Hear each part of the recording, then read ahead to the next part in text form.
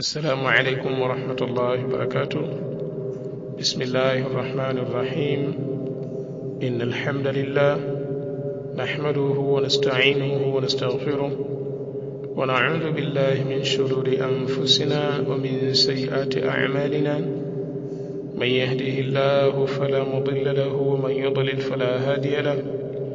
وأشهد أن لا إله إلا الله وحده لا شريك له وأشهد أن محمدا عبده ورسوله. أما بعد، بتوفيق الله تبارك وتعالى وقدرته ومشيئته tunaendelea kusoma darasa yetu yenye unwan inayofahamika misingi ya kuwasoma na kuwafahamu marwati wapokezi wa hadithi, na darasa hii itakuwa ni namba 11.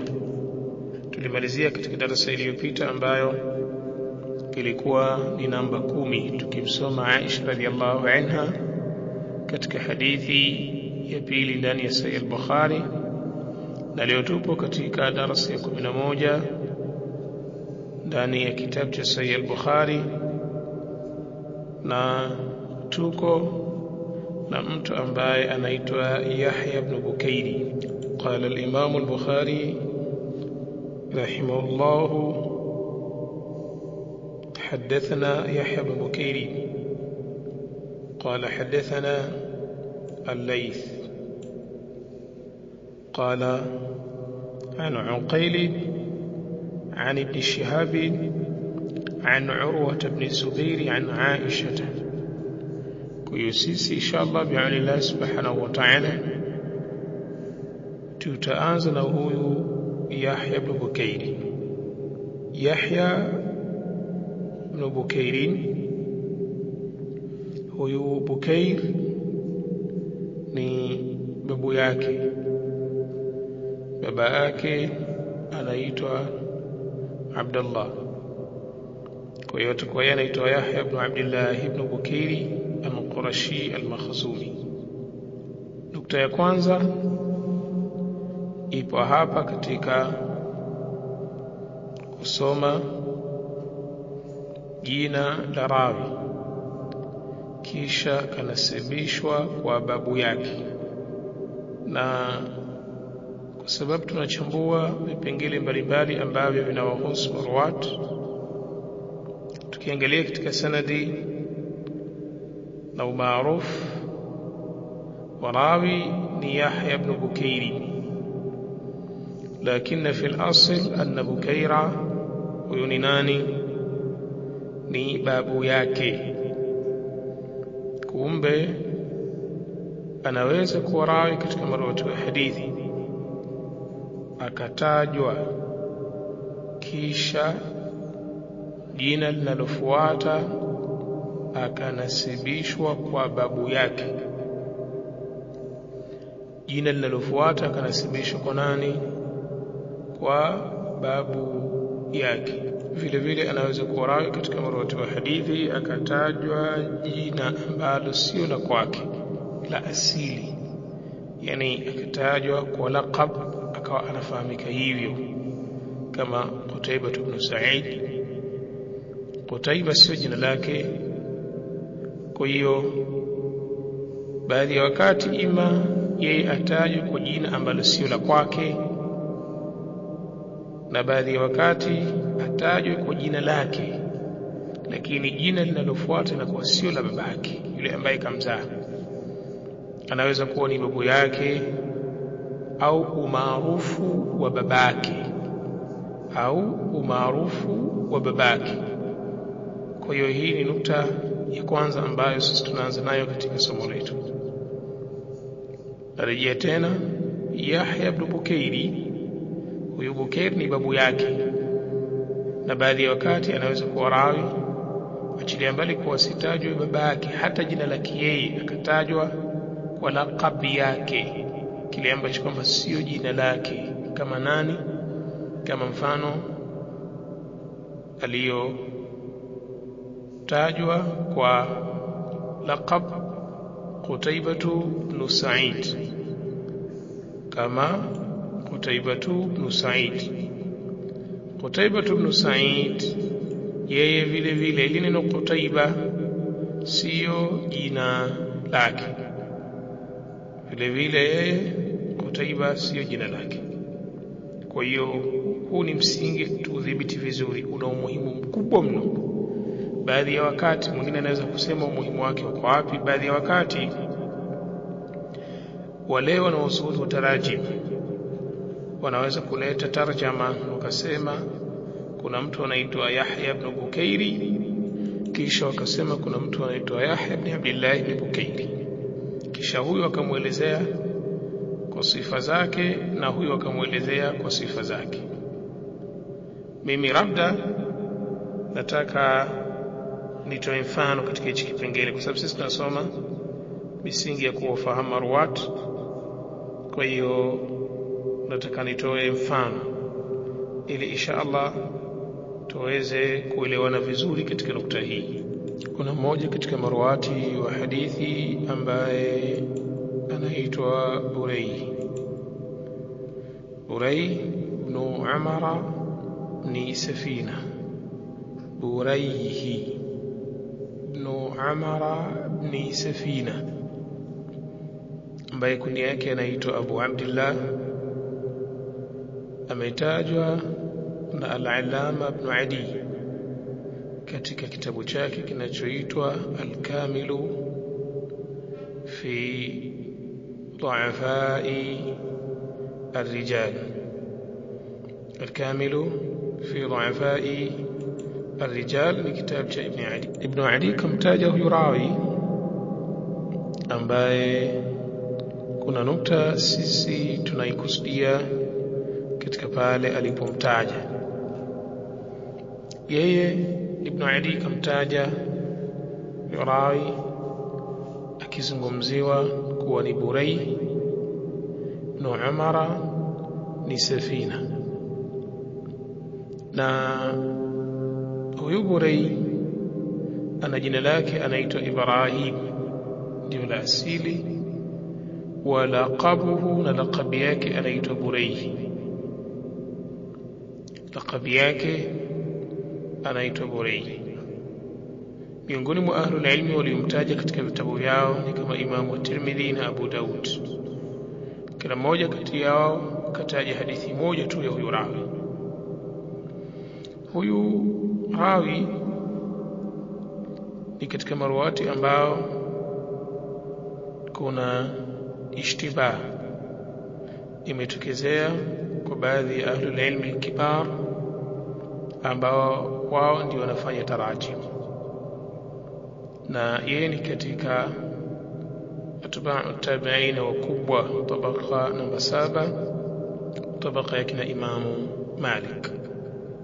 Hasala ishtibahu inda ibn Abi Hatim, imetokezea kufanana kwa Ibn Abi Hatim wa Ibn Hibban, na vile vile Ibn Hibban. Hawa ni wanaosulu kubwa wa tarajim. Fadhanna, wakadhania hawa wanaosuli wawili, anna Burayha, huyu Buray na Umar ni Safina ambaye anaitwa Buray, wakadhania huyu sio Ibrahimu ibn Umar ni Safina. Yani wao Ibn Abi Hatim na Ibn Hibban katika ahlul ilmi al-kibar wa tarajim wakadhania mtu ambaye anaitwa Buray siye anaitwa Ibrahim. Ama Ibn Abi Hatim, ama Ibn Abi Hatim faqad tarajjama lahu awalan fi harfi al-alif, yeye kamfanyia tarjama kwanza katika harfu ya alif, Ibrahim, kwa sababu hawa wanaandika vitabu vyao mpangilio wa herufi. Kwa hiyo kwenye alif kamtaja, faqala akasema Ibrahimu ibn Umara ni Safina. Rawa an abihi an jaddihi Safina maula Rasulillah sallallahu alayhi wasallam, kapokea kutoka kwa baba yake na baba yake apokea kwa babu yake ambaye alikuwa ni maula Rasulillah. Na akataja wengine, warawa anhu Ibrahim ibn Abdurrahman ibn Mahdi wa Abu Ubaidah ibn Abdullah ibn Zam'a. Kwa hiyo yeye shekhi wake ni babake na babake apokea kwa babu yake, lakini vile vile katika wanafunzi wake kuna mtu anaitwa Ibrahim ibn Abdurrahman ibn Mahdi, na vile vile Abu Ubaidah ibn Abdullah ibn Zam'a. Kwa hiyo nukta ya msingi ni kuwa yeye katika herufi ya alif kamtaja kuwa ni Ibrahimu ibn Umar ibn Safina. Thumma tarajama lahu fi harfi al-ba'i, kisha baada ya alif ilipokuja herufi ya ba, thumma tarajama lahu, kisha akamfanyia tarjama tena. Tarjama ni vile kusema huyu ni fulani, ni nani, ni nani. Kwa hiyo kama tunavyofanya sisi katika herufi ya Ibrahim kaleta, na katika herufi ya ba kaleta. Faqala akasema Burayhu ibn Umar ibn Safina maula Rasulillah sallallahu alayhi wasallam, rawa an abihi wa rawa anhu ibn abi Fudayki wa Ibrahim ibn Abdurrahman ibn Mahdi سمعت أبي يقول ذلك.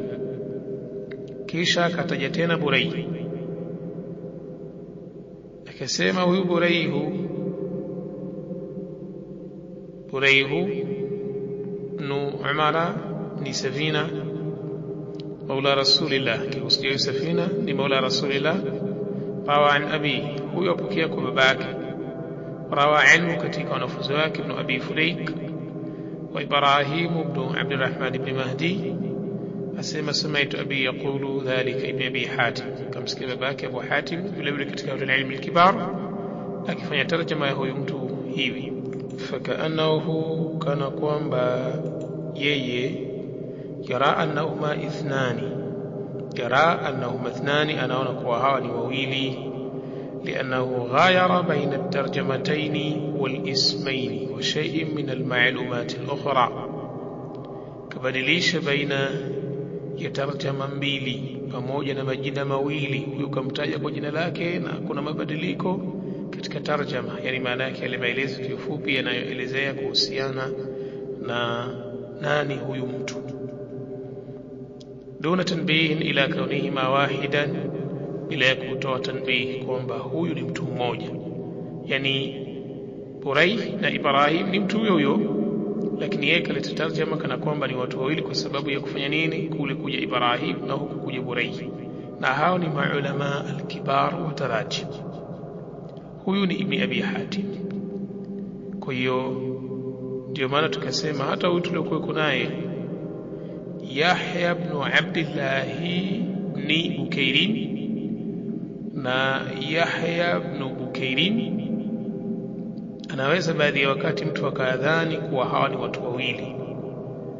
Kwa hiyo huyo alikuwa ni Ibn Abi Hatim kuhusiana na Burayh na Ibrahim ni mtu mmoja, lakini kwa sababu ya kubadilika huku katajwa kwa laqab na huku katajwa kwa jina lake.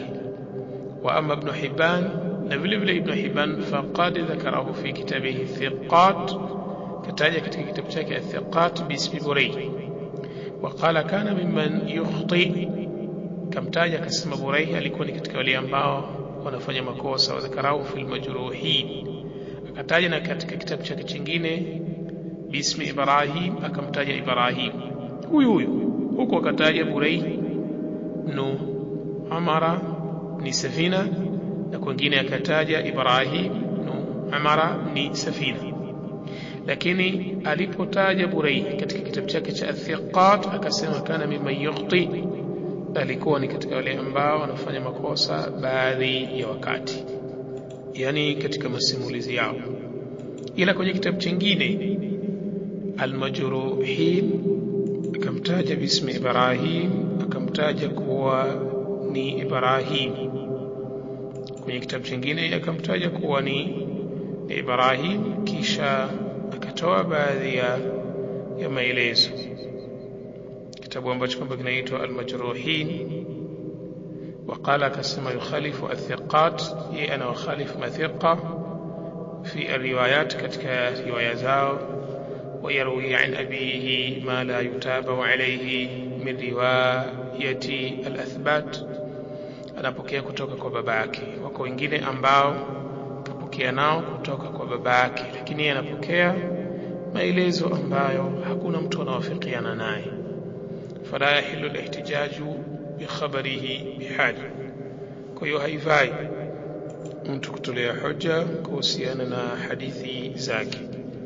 Kwa hiyo kile kinachodhihiri wa yadhharu, kinachodhihiri annahu ishtabaha alayhi Ibn Hibban kadhani kana kwamba Buraihu ni mtu mwingine na Ibrahim ni mtu mwingine, kwa sababu ya kubadilika jina na vile vile kubadilika hukumu katika vitabu vyake kwa kile alichokielezea. Katika thiqat kataja jambo jingine, na katika Al-Majruhin kataja kitu kingine. Kwa hiyo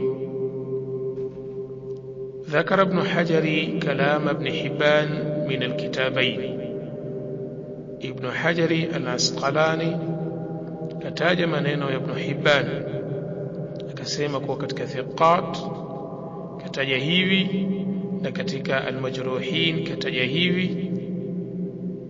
قال kisha akasema Ibn Hajar al-Asqalani rahimahullah, فكأنه ظنه اثنين kana kwamba Ibn Hibban kahisi hawa ni watu wawili. Tumeona hapo Kwa hiyo kubadilika tu, huko ikaja Burai na huko Ibrahim, ukapatikana mabadiliko ya kitu, basi tayari Ibn Abi Hatim na tayari Ibn Hibban wamedhania kuwa hawa ni watu wawili tofauti. Burai ni laqab na Ibrahim ni jina. Laqab maana yake ni sifa.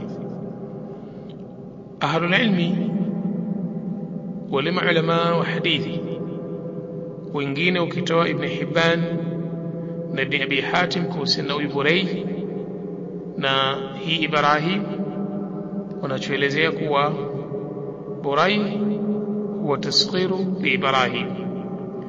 Burai ni tasghiri ya Ibrahim, yani maana yake Ibrahim ndio mtu, Burai ni yule ki Ibrahim. Yani ukiambiwa tasghiri ni sana kusema kuku na kikuku, kusema mwanamke na mtoto wa kike, yani ile kuku na kikuku, gari kigari, sim kisim. Tasghir ni kitu kidogo, yani kukifanya kitu kiwe kidogo. Tasghir ni kukifanya kitu kiwe kidogo. Kwa hiyo Ibrahim ni ule Ibrahim mwenyewe, Burai ni ki Ibrahim, kile ki Ibrahim. Kwa hiyo hii ni maarufu wa ahlul ilmi juu ya huyu Burai na Ibrahim kwa ni mtu mmoja. Burai na Ibrahim ni mtu mmoja, kama ulivyowaekea tarajim baadhi ya marwat ahlul ilmi, wale marwati ambao wana laqab zao kisha wana majina yao, wao wakatoa ufafanuzi. Na hiyo ni maarufu kama kwa Imam al-Bukhari, al-Unqaili, Ibn Adi, vile vile ad-Daraqutni, na wengine kama kina Ibn al-Jawzi, al-Mizzi, na wengine kama kina al-Dhahabi, kama kina Ibn Hajar al-Asqalani. Kwa hiyo najua Burai ndiye Ibrahim. Kwa hiyo tukitazama hapa tutakuta kuna wazuni wakubwa kama Ibn Hibban na Ibn Abi Hatim, kulipopatikana tu sehemu ndogo ya utofauti katika jina la mtu, basi imeingia dhana kana kwamba hawa ni watu wawili tofauti. Na ndio maana sisi tukasema barakallahu fikum, darasa yetu sisi tunasoma misingi ya kuelewa marwat. Maana yake lazima tupite katika mifumo ile ya kielimu ambayo biidhnillah tabaraka wa taala, kupitia mifumo hiyo ndiyo mtu utaweza kujifunza jinsi gani unaweza kusoma fani ya hadithi. Kwa hiyo leo tumekuja tuna mfano ambao tunatarajia insha Allah kwa mfano huo tunaweza tukawa tumeongeza kitu katika nidhamu ya kusoma kwetu. Kwa hiyo tukimwangalia hapa sasa tutakuta kuwa Yahya ibn Bukayr ni Yahya ibn Abdullah ni Bukairi. Kwa hiyo baadhi ya wakati katika sanadi anatajwa mtu alafu anasibishwa katika mahala ambako mtu anajiuliza. Mfano kama baadhi ya wakati utakuta kuna mtu anaitwa Abu Salama ibn Abdurrahman ibn Auf.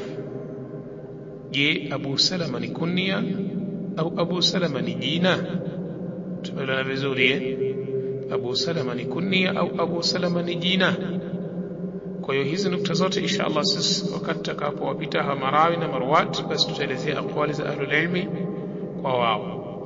Barakallahu fikum. Kwa hiyo Yahya ibn Abdullah ibn Bukairi al-Qurashi ndio jina lake kiukamilifu. Kunia yake anaitwa Abu Zakaria. Wa amma an-nasabu, ama nasabu yake al-Qurashi al-Makhzumi maulahum ash-Shami al-Misri. Neno maulahu ni neno ambalo linatumika sana katika tarajim. Utasikia Zinjibari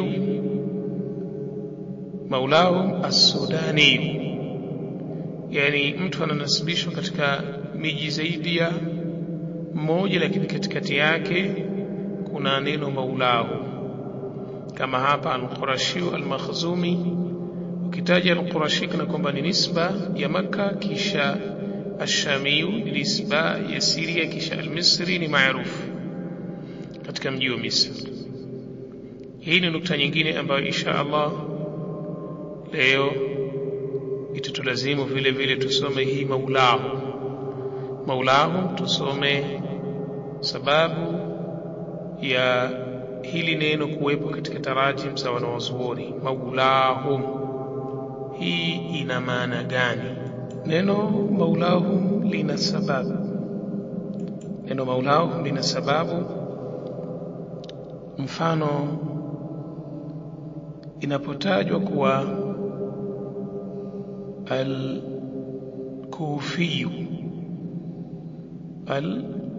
al-Kufiyu maulahu, kama ilivyokuja hapa al-Qurashiyu al-Makhzumiyu maulahu. Al-Qurashiyu al-Makhzumiyu maulahu, nini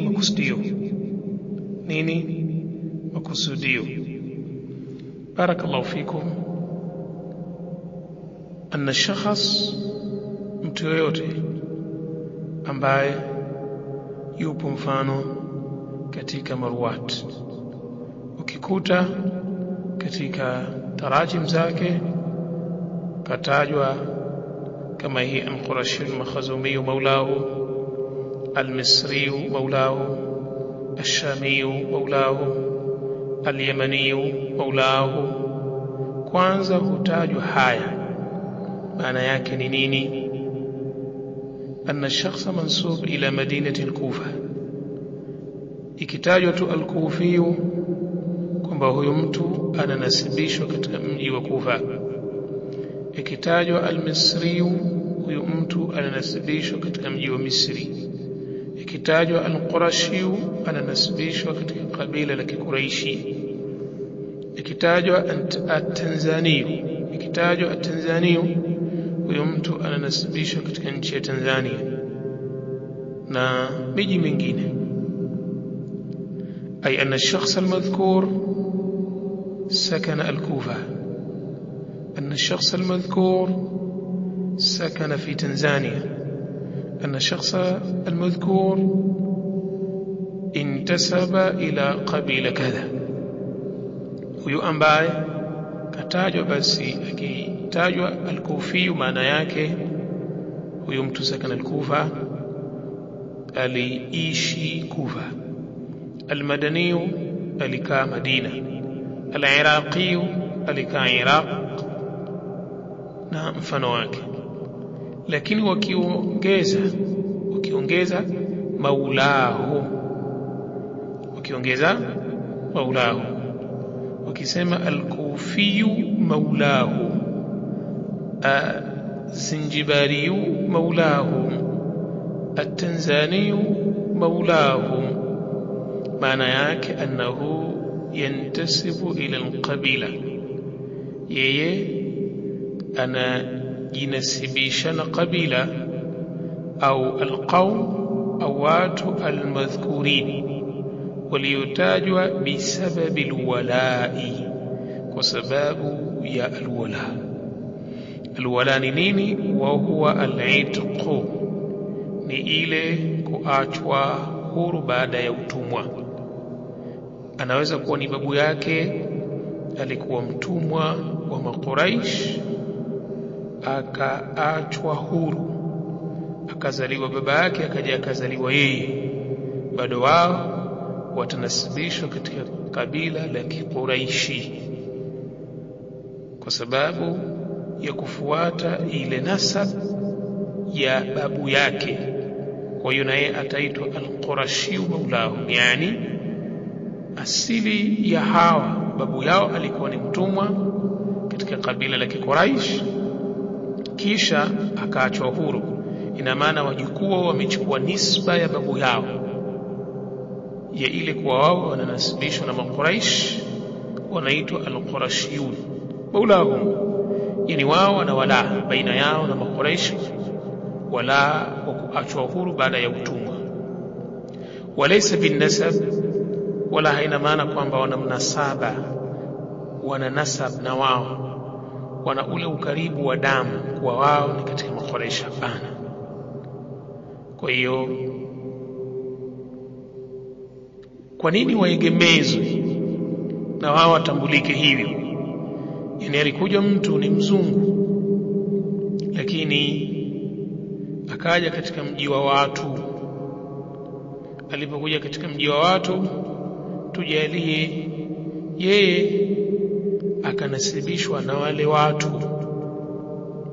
kwa namna yoyote ile ya wala. Yeye ni mzungu asili yake, pengine ni Spain, ni Faransa, lakini alipokuja watu wakasema, huyu sisi tunataka tufanye kazi zetu. Kwa hiyo wakamnunua, akawa ni mtumwa, kisha wakamwacha huru. Akitazama mtu anaona, mbona huyu mzungu lakini anaitwa at-Tanzaniyu az-Zanjibariyu, mbona mzungu huyu halafu anaitwa Mtanzania Mzanzibari, vipi? Kumbe kuna kitu ambacho kwamba kinaitwa alwala. Alwala ni kwa huyu aliachwa huru. Alipoachwa huru kukaa kuna ile wala, maana yake anaweza kunasibishwa kupitia ile sababu ya wala, wa huwa al-itq, ile kuachwa huru na wale waliomwacha huru, kama ilivyokuja katika Sahih Bukhari, anna Nabii sallallahu alayhi wasallam qala, Mtume sallallahu alayhi wasallam amesema, maula alqaumi min anfusihim, yule maula alqaumi, yule ambaye alikuwa ni mtumwa wakamwacha huru, min anfusihim, basi vile vile ananasibishwa na wao, yani maana yake ni kama wao. Kwa hiyo ni mzungu, lakini kwa sababu aliachwa huru, ina maana ataitwa at-Tanzaniyu maulahum, asili yake al-Portugali. Tumeelewana vizuri ni Portuguese, lakini alikuwa mtumwa Tanzania akaachwa huru. Kwa hiyo itaanza at-Tanzaniyu maulahum al-Portugali, ni Mtanzania lakini asili yake ni Portuguese. Kwa hiyo hii ni nukta ambayo ni moja miongoni mwa asbab za kuona hili neno maulao. Lakini kuna nukta nyingine kama kuslimu mtu katika mkono wa mtu, ili maana yake anaposlimu mtu katika mkono wa Mtanzania, asili yake labda ni Marekani, basi ataitwa at-Tanzania, lakini nisba hii inakuja kwa sababu ya kuslimu katika mkono wake. Tumeelewana vizuri, na vitu vingine ambavyo inshallah bi'idhnillah subhanahu wa ta'ala tutavitaja utakapofika muda wake. Lakini miongoni mwa asbab, na hiyo ni sababu kubwa sana, anaposlimu mtu katika mkono wa mtu, baadhi ya wakati hunasibishwa, tumeelewana vizuri, kwa wala ili, lakini ya kuslimu katika mkono wake anaitwa maulahu, lakini wala ya nini? Sio ya itqi, bali ni ya kuslimu katika mkono wake. Kwa hiyo hizi nukta sisi tuzizingatie vizuri sana, kwa sababu haya tutayakuta sana kwa maarawi wa hadithi. Utasikia mtu anaitwa kama huyu, yeye ukimtazama utakuta ni al-Qurashi al-Makhzumi maulahu. Tumeelewana vizuri, kanasibishwa na Quraysh Banu Makhzum, lakini vile vile kisha akatajwa maulahu. Ina maana hii maulahu inatujulisha kwa yeye asili yake sio Mquraish, lakini tu kuna wala. Tumeelewana vizuri, babu yake alikuwa ima ni mtumwa akaachwa huru. Tumeelewana vizuri, na wale ambao asili yao ndio Mquraish, kisha kanasibishwa babu yake baada ya kuachwa huru katika kabila la Quraish, basi na watoto wake na wajukuu zake wote wakawa sasa wananasibishwa kana kwamba wao ni Quraish, lakini asili yao sio Quraish katika asili ya damu, bali Quraish katika wala. Tabaka yake ni namba 10. Tabaka namba 10 ni kipengele ambacho tayari tumeshakielezea.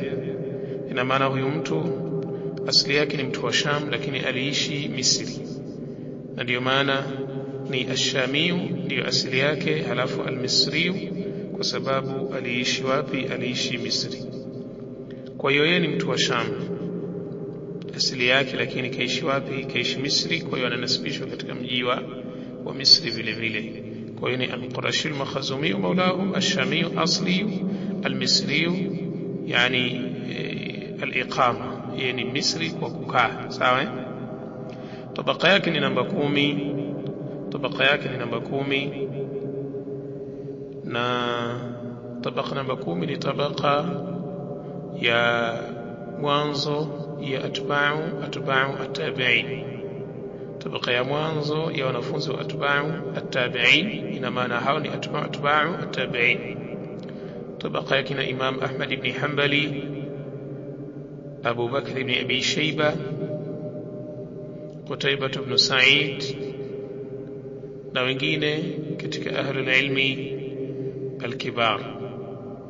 Tabaka namba 10 tutawaona waliokuwa ni wanafunzi wa mwanzo atba'u at-tabi'in. Tabaka ya mwanzo ya atba'u at-tabi'in, mji aliyokuwa kiishi ni Misri, muda au tarehe au mwaka aliyozaliwa ni 155 Hijria. Tarikhu al-milad, tarehe ya kuzaliwa, mwaka aliyozaliwa ni 155 Hijria, mwaka 155 Hijria, na akafariki mwaka 231 Hijria. Kafariki mwaka 231 Hijria. Yahya ibn Bukairi, kipengele kingine ambacho sisi tunaingia kwake yeye, ina maana ni kipengele hichi ambacho kinahusu sehemu katika kauli za ahlul ilmi kwake yeye. Kwanza ni nukta ya msingi kufahamu yote katika marwati ambao sisi tunawataja ahlul ilmi wanawazungumziaje katika daraja zao za jarh wa ta'dil. je ni thiqa au sio thiqa. Ama Ibn Hajari al-Asqalani rahimahullah qala fi taqrib at-tahdhib, amesema katika taqrib at-tahdhib thiqatun, huyu mtu ni thiqa fi al-laythi, lakini katika hadithi za al-Layth ibn Sa'd. al-Layth ibn Sa'd ni katika ahlul ilmi wanawazuoni waliokuwa ni mafaqih, waliokuwa ni ahlul hadith al-kibar, ambaye alikuwepo katika mji wa Misri, kama tulivyosema kuwa huyu Yahya ibn Abdullah ibn Bukairi aliishi katika mji wa Misri, na al-Layth ibn Sa'd aliishi huko na alikuwa ni jirani yake, wanakaa karibu, ni jirani kabisa, ni jirani. Kwa hiyo thiqatun fi al-Layth, yeye katika hadithi za al-Layth ibn Sa'd ni thiqa. Kisha Ibn Hajar akasema watakallamu fi sama'ihi min Maliki, lakini wao ahlul ilmu wakazungumza kuhusiana na kusikia kwake kutoka kwa Malik, wakazungumza kuhusiana na kusikia kwake kutoka kwa nani? Kwa Imamu Malik. Barakallahu fikum. Mimi naona tuishie hapa katika maneno ya Ibn Hajar al-Asqalani, ili tusinyime kipengele ambacho inshallah kinafuata, tukinyima yale ambayo tunataka tuyazungumze. Kwa sababu kwa nini rawi awe ni thiqa fi al-Layth, yani awe ni thiqa, anakubalika katika hadithi za al-Layth ibn Sa'd ambaye ni tabaka namba 7, tabaka ya mwanzo ya tabi'in, lakini takallamu fi sama'ihi min Malik. Ahlul ilmu wakazungumza kuhusiana na yeye Yahya ibn Abdullah ibn Bukair, kuhusiana na Imam Malik.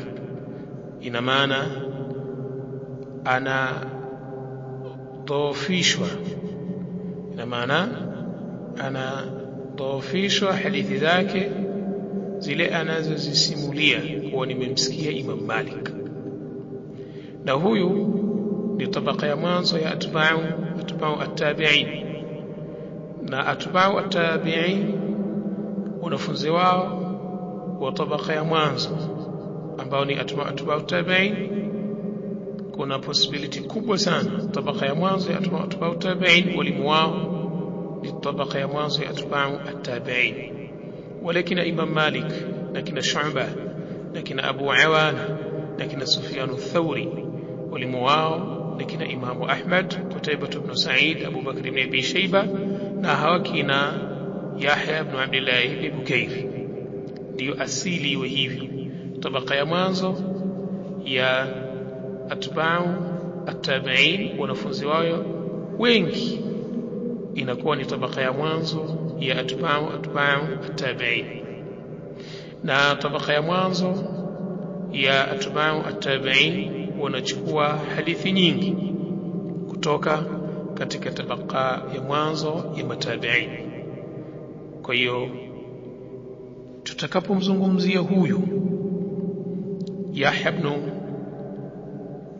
Abdullah ibn Bukair, tukasema kuwa katika kusikia kwake kwa Malik kadhofishwa, lakini kwa al-Layth ibn Sa'd ni thiqa. Hapa kuna nini katika misingi ya kielimu ambayo sisi tunatakiwa tuielewe, ili hata sisi tukikuta hizo asbab zikitokezea, hata sisi tutakuwa tuna uwezo wa kumdhoofisha huyu kwa rawi fulani, lakini kusema huyu ni thiqa kwa rawi mwingine. Thiqa maana yake zinakubalika hadithi zake akipokea kwa huyu, na hazikubaliki hadithi zake akipokea kwa huyu. Kama tulizungumza kuwa kuna ilmu inaitwa al-ilal, basi hichi ambacho kwamba sisi tunakizungumza sasa hivi na hizo asbab mbalimbali tutakazokuja kuzitaja, biidhnillah subhanahu wa ta'ala kwa huyu Yahya ibn Abdullah ibn Bukairi ni mambo ambayo yanahusiana na ilal. Na darasa yetu leo toka ianze basi tunazungumzia vipengele ambavyo vinahusu mambo ya ilal. Ilal ni nini? Ilal ni vipengele vingi sana vya kielimu ambavyo vikipatikana katika hadithi au sanad vinaweza kusababisha hadithi kudhoofika. Tumeelewana vizuri? Hicho ndicho kipengele cha msingi kukifahamu katika ilmu ya ilal. Al-illatu sababun khafiy. Kiambwa illa ni sababu iliyojificha yaqdahu min sihhati al-hadithi, inatia dosari katika kusihi hadithi. Ma'a anna dhahirahu, hata kama pamoja na kuwa ujuu wa hadithi ukitazama hadithi yenyewe as-sihha ni sahihi, lakini zikitokezea zile asbab zile basi hadithi hutoka katika usahihi na kwenda katika nini? Katika udhaifu.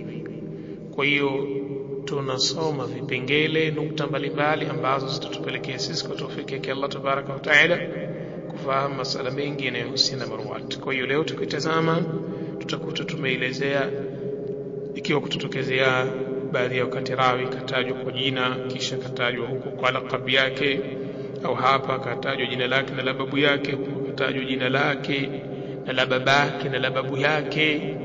Mitazamo ya baadhi ya ahlul ilm katika tarajim zao, kwa baadhi yao wanaona kuwa ni watu wawili, baadhi yao wanaona ni mtu mmoja. Lakini vile vile tukagusia kipengele ambacho kwamba kinahusiana na maulahu, wakati ambao mtu ananasibishwa na nchi au kabila. Tukaja katika mifano, tukataja baadhi ya wakati ile laqab ya mtu inakuwa ni tasghir, lile jina lake lile ni sasa na kusema labda, yani baadhi ya wakati mtu anaitwa ndege ukasema kidege. Tumeelewana vizuri? Mtu anaitwa shoka ukasema kishoka.